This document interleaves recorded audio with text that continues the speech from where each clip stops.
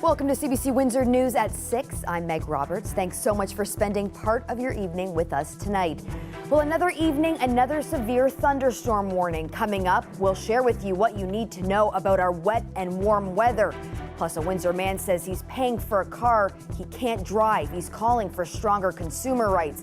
And what does the Women's FIFA World Cup mean for local players? I got to chat with a former soccer teammate and coach about the impacts the tournament has here in Windsor, Essex.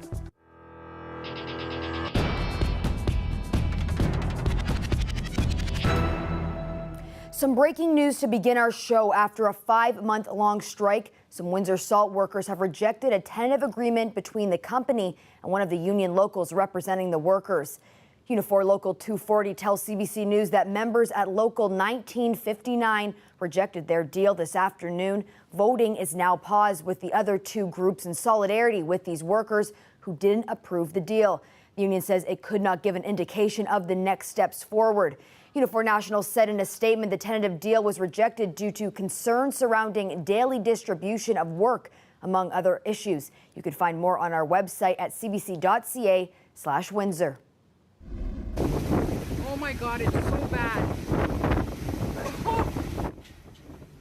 Some stormy weather moving through our region for the last few hours. Rain, wind, and at one point, a chance for a tornado. This is video taken around 4 o'clock and sent to us from the balcony of a West End apartment building here in Windsor. And adding to all of that, the heat also isn't letting up. Let's head straight to the CBC's TJ Deere, who's standing by live outside. TJ, what's the latest on the storm? Well, Meg, most of it seems to have died down. There are a few raindrops still in the air, but we seem to have gotten past the worst of it. Now, this was in direct contrast to earlier today. Now, there are two weather alerts still in effect. One is a heat warning, which we'll get into in a little bit. The other is a severe thunderstorm watch, and this came after a severe thunderstorm warning alert was issued earlier in the day, but is now over. Now, just a few hours ago, there was so much rain. There was a massive downpour. Detroit was pretty much gone. You couldn't see it from your window. Here's a time lapse of what it was like from our tower cam. Now you can see the sudden intensity of the rain come in and eventually clear up. Environment Canada issued a tornado warning at one point, but that didn't last long and is no longer an active alert. We spoke with a meteorologist at Environment Canada who told us that if you see any lightning, hear any thunder, or see a tornado, head to the lowest area of your home, and that if you live above ground or you don't have a basement, she says you can go to an enclosed space in your home, such as your bathroom. Well, of course, TJ, before those thunderstorms, we were also contending with that really hot weather. Is the heat sticking around? Unfortunately, the heat is sticking around, and earlier today, temperatures were in their low 30s, but with the Humidex, it made it feel almost like 40 degrees Celsius. Environment Canada says the overnight hours won't provide much relief, as the minimum temperatures will be in their low 20s. Now, the City of Windsor is reminding residents that there are ways to stay cool and beat the heat, from outdoor pools and splash pads across the city to the Adventure Bay Water Park, as well as indoor air-conditioned options downtown, such as the Public Library, the Water World Homeless Hub, as well as the Chimchuk Museum. Well, in the heat like this, I know it's hard to get cool. How are some people coping today? Well, over at the Street Help Homeless Center here in Windsor, they've been handing out cool drinks along with food to people throughout the day. Now, Anthony Nelson is a manager as well as the volunteer coordinator at Street Help. He says during the time they've been open, most people have been asking for water, but that they do have other options to help people stay cool. We serve juice, ice water in the cups. We serve, that we make sure everyone is getting hydrated that way. And, we still have, if they don't want a hot coffee, we can make iced coffees, right? So they got juice, iced coffees, and water. So they're always, and they're always here to say, oh, Andy, can I get 2 bottles? I say, that's great. That's no problem. We can give them 2 bottles of ice water or 2 bottles of water, and they're happy with that. Now, there's something called the Emergency Temperature Response Plan, which is currently being reviewed by the Windsor-Essex County Health Unit. They say that the rollout of this plan was delayed because of the pandemic, but that they're working on releasing those final plans. Meg? Well, thanks so much for that, TJ. That's the CBC's TJ Deer. A Windsor man says he's paying for a car he can't drive after a crash in March. The car has been sitting in a dealership lot waiting to be fixed while he continues to pay the bill. As the CBC's Lamia Abuzaid explains, he's now calling for stronger consumer rights. I'm missing the gear assembly steering. Mohammed Ahmed says he's been waiting for these parts since March after his accident that left his 2023 Volkswagen Tiguan undrivable. I contacted Volkswagen several times. There is no response from them, or the only response would be, yes, we acknowledge that your car is still with us, but there is no ETA on the parts till now. Having an empty driveway is one thing that frustrates Ahmed, but there's something else that is frustrating him the most. As I'm paying for a car that I don't have. I'm paying for a car that I don't know when it's coming back. His car has been sitting here for the last couple of months. Ahmed says what's surprising to him is the lack of effective consumer protection. I don't see any protection happening in the auto industry after reaching to so many entities, so many different agencies that says that we're here for the consumer in Canada, but they're not. In a more perfect world, the car makers would step up their game. This consumer advocate says in such cases, the car makers should be held accountable. They should be providing a courtesy loaner when they cannot supply parts within a reasonable delay of time. But those pieces come from dozens of different suppliers. Then any one supplier on any one product can hold up the production of that car. And then it has a domino effect throughout the supply chain. Flavio Volpe says this has been a common issue globally for years now. It's not an easy answer on when we'll be out of this. Tried for me to say to be patient. We're all waiting and we're all hoping to get out of it. The dealership told CBC News to reach out to Volkswagen Canada. The company did not respond in time to request for comment. As for Ahmed's insurance, his package did not include car rentals after accidents. He says he has upgraded his insurance since then to avoid this from happening again. Lamia Abuzaid, CBC News, Windsor. Efforts to lower the number of unhoused cats in neighborhoods in Windsor is paying off. The Windsor-Essex County Humane Society says they're seeing a lot less strays in their shelter, dropping by 50% from 2011 to last year, and that has implications on other animals too. When the numbers were as high as they were at a crisis level in 2011, it really made it a challenge to find homes and placement for everybody. But as we've been able to bring that number down, it's given us a lot more ability to focus on finding transfer partners and getting cats into great homes. The main reason why the numbers have decreased so much is the increased access to spay-neuter provided by our spay-neuter clinic, as well as the increased focus on spay and neuter by various municipalities. The population decreasing is a really good thing. It is for us because we're able to give more cats more space, we're able to find them homes more quickly, but it's also good for the community because it can be stressful, it can be frustrating for neighbors if there's community cats. Nobody wants to see cats living on the street if they could be living inside homes. Those cats in Canada, the research has shown in terms of impacts on bird species, those cats kill about upwards or over 200 million birds per year in Canada. In the US, it's 10 times that amount. In their efforts to get at what they're after, going through or trampling on various plant species or marking or identifying those areas that they like to hunt in may affect the plant species. The biggest message that we've taken from this is that spay and neuter works, and that increasing access to spay and neuter in a community really does make a difference. Those cats sure are cute. $80 billion is traded between Michigan and Ontario in a year. It's one of the reasons why the two jurisdictions signed a memorandum of understanding yesterday with joint initiatives to improve areas like electric vehicle production and facilitating faster and more efficient border crossings. Ontario's finance minister says a similar agreement was made between this province and Maryland in 2020 and resulted in a 12% increase in economic spin-off. Here's what that agreement could mean for our region. Let's take trucking as an example. We want to make sure that we have common load, common weights, common tire pressures, so that we don't have to be held up at the border. Those are the kinds of things that really cost companies a lot of money, and we want to increase trade.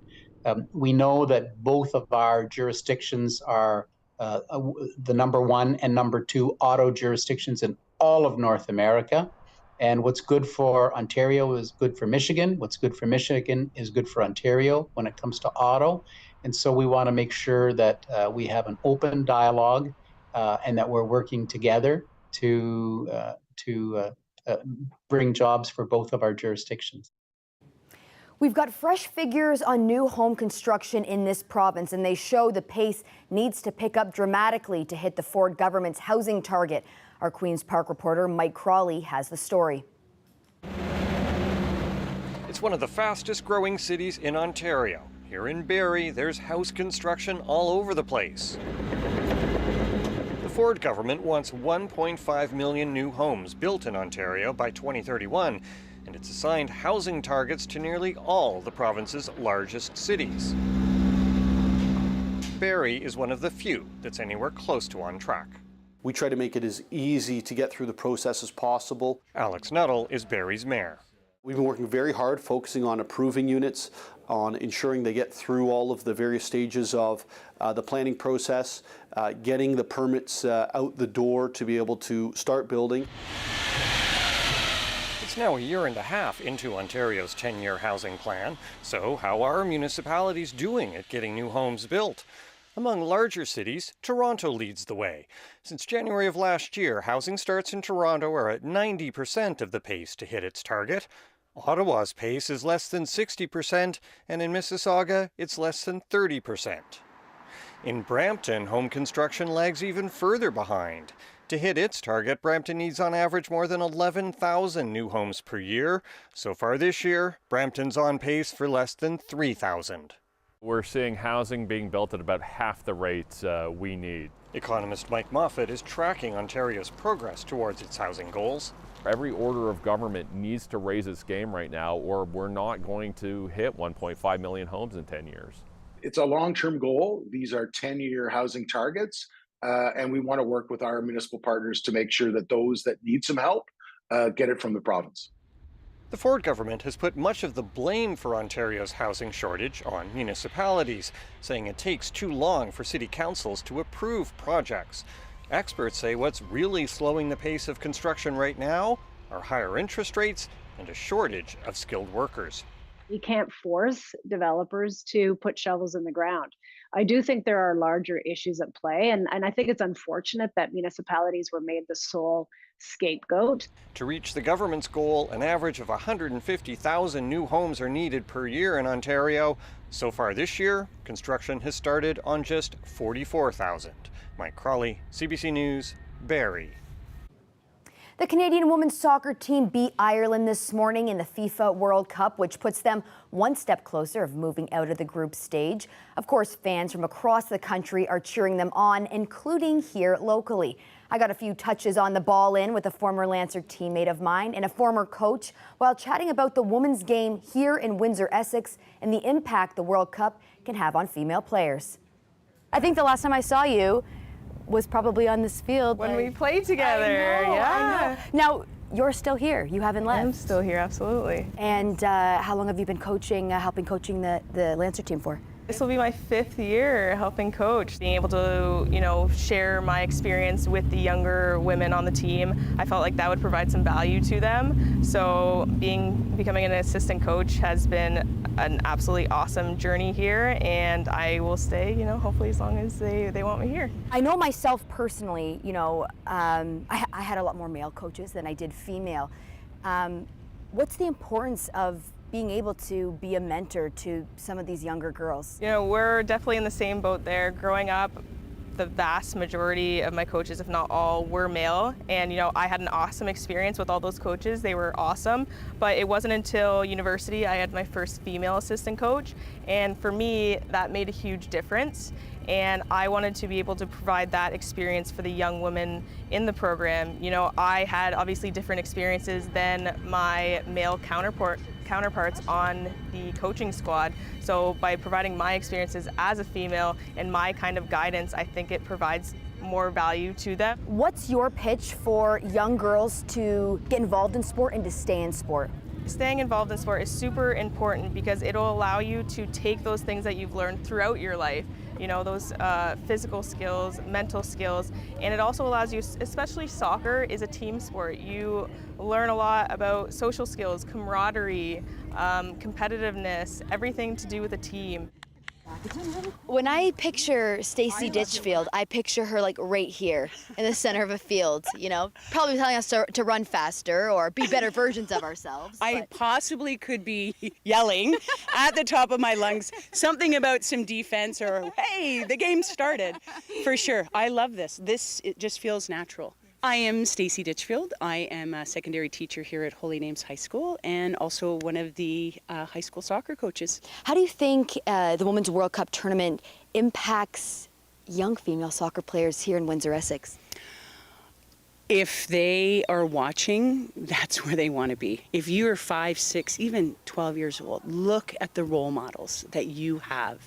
And it's that pure, wholesome, I want to be that hope. Soccer itself has evolved, not only allowing international and globally has expanded, but at a secondary and post-secondary level has allowed young girls to dream huge and have the opportunity to continue their career. Have you been noticing, promotional material? Have you been noticing advertisement, leading up to this? No, not at all. As far as the marketing part, companies are missing the boat. There's a ton out there to be able to promote the women's game for sure. Let's open an establishment up and watch the game. Why not? You have been such a huge mentor to myself and, so many other young girls, not only, getting us into the sport, but also really keeping us in sports. So why is that so important for you? I think I relate a lot of my life to all of the lessons that I learned through sport. And you embrace all of that and you give people leadership roles and you allow them to grow. And if I can be a part of that because somebody gave that to me, it's effortless. Well, everyone could benefit from a good old pep talk from Stacey Ditchfield. Now, coming up after the commercial break, we will get you all the details on what's happening with this weather. I'm Nav Namwa, the host of Windsor Morning, and on tomorrow's show, did you know that Windsor has a techno music scene? It's considered underground, but it's been making a lot of noise lately in the form of secret events and meetups.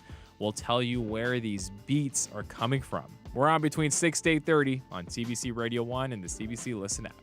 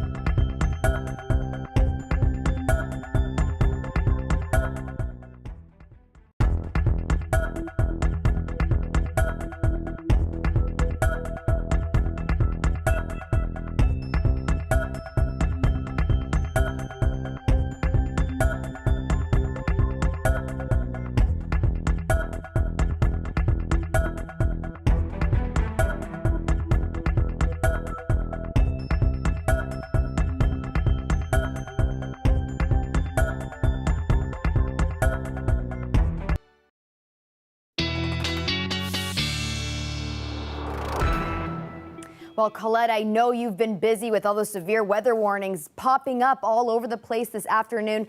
Let's get right to what people should know. Yeah, let's get you the latest. So a dangerous but a fluid situation in terms of what we're seeing. We know the tornado warning into southwestern Ontario earlier. For now, the tornado warning that is in effect is a little bit further to the east. So for Norfolk County, Simcoe through that region, folks need to be taking cover there. That warning meaning tornado is occurring or imminent or seen on that signature on radar. And I did see a very nasty cell through that region. And as well, we still have some activity that's rolling through Michigan, pushing our way. So the severe thunderstorm watch still in place for southwestern Ontario. And I have heard from a weather spotter, Ray, saying in Harrow area, they have damage from some wind gusts, at the very least from some strong winds through there, and some power outages as well. And then, of course, let's add the heat warning on top of that. But the thing about this heat warning and the humidity we're experiencing is that that's a lot of moisture that helps to fuel these, but also wring out some heavy downpours and getting into flash flooding concerns when these storms roll through. I know the current temperatures don't look very impressive, and that's just because it was up to 29 with a humidex of 39. And then as the storms rolled through and all those lightning strikes, that's really dropped that temperature down. It's even dropped temporarily the humidity down as well. So there's that first line that really pushed through. I can add in the lightning strikes, and they were multiple, but I also do want to just show you what's going on back here with some of the activity in Michigan that's pressing eastward. And with that, we do have another stronger line here. We're kind of looking at just around the 7 o'clock hour, that pushing towards the Windsor area, Leamington before 10 after, likely reaching you. Now, will it hold its intensity? We're getting closer to the end of the day, a little less energy from the sun, so we may see it falling apart. But for now, I really need to caution you to stay aware. Again, that's why that watch is in place.